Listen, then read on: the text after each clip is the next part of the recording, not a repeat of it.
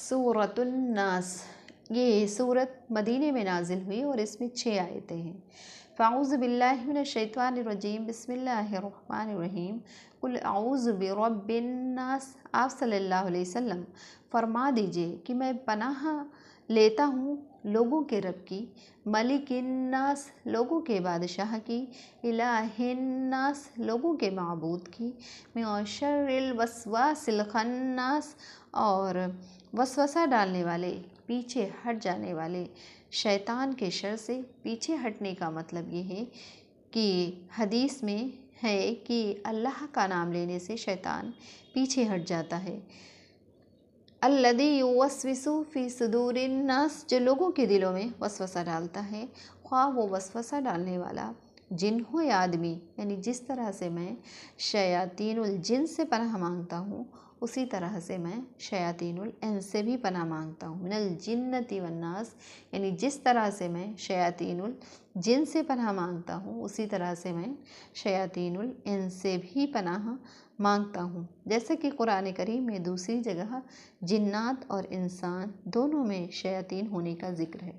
اس صورت میں اخروی آفات سے پناہ مانگنے کی تاکید ہے، اور اس صورت میں اس شر سے پناہ مانگی گئی ہے جو تمام گناہوں کا سبب ہے، یعنی شیطانی وساوس و اثرات۔ اور چونکہ آخرت کی تکلیف یہ سخت ہے، اس لیے اس کی تاکید پر قرآن کو مکمل کیا گیا ہے۔ قل اعوذ برب الناس، رب کے معنی ہوتے ہیں پالنے والے، یعنی ہر حال کی اصلاح کرنے والے کی۔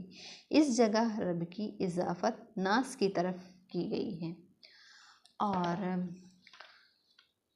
جیسا کہ خود برے کاموں سے بچنا انسان کے لیے ضروری ہے، اسی طرح سے مسلمانوں کو اپنے بارے میں بدگمانی کا موقع دینا بھی درست نہیں۔ ایسے مواقع سے بچنا چاہیے جس سے لوگوں کے دلوں میں بدگمانی پیدا ہوتی ہے، اور کوئی ایسا موقع آ جائے تو بات واضح کر کے تہمت کے مواقع کو ختم کر دینا چاہیے۔ خلاصہ یہ ہے کہ اس حدیث نے شیطانی وسوسہ کا بڑا خطرناک ہونا ثابت کیا ہے، جس سے بچنا آسان نہیں، بجز یعنی کہ صرف اللہ تعالیٰ کی پناہ کی۔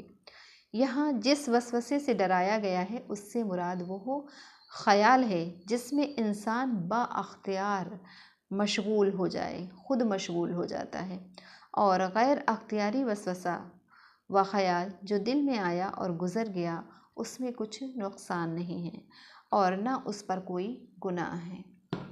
صدق اللہ العلی العظیم۔